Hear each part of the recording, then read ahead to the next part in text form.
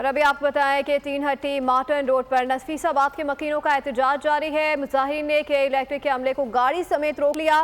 تین گھنٹے سے زائد کا وقت گزر گیا ہے کہ الیکٹرک نے بجلی بحال نہیں کی ہے۔ احتجاج کے باعث تین ہٹی روڈ ٹریفک کے لیے بند کر دیا گیا۔ گاڑیوں کی لمبی قطاریں لگ گئی ہیں اور علاقے کی بجلی 2 دن سے معطل ہے۔ اس حوالے سے مزید جانتے ہیں نمائندہ بول نیوز خرم گلزار سے۔ جی خرم گلزار، آگاہ کیجیے گا، کیا تفصیلات آ رہی ہیں اس حوالے سے؟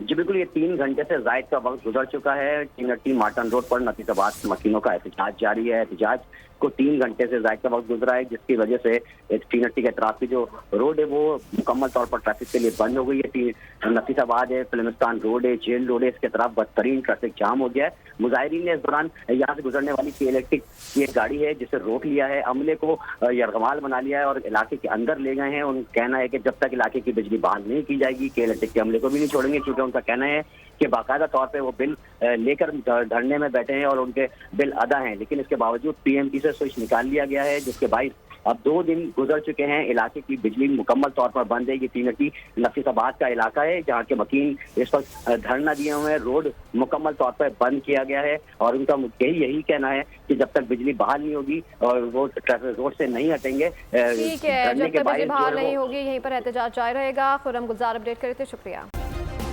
سبسکرائب کریں اور بیل دبائیں تاکہ کوئی خبر رہ نہ جائے۔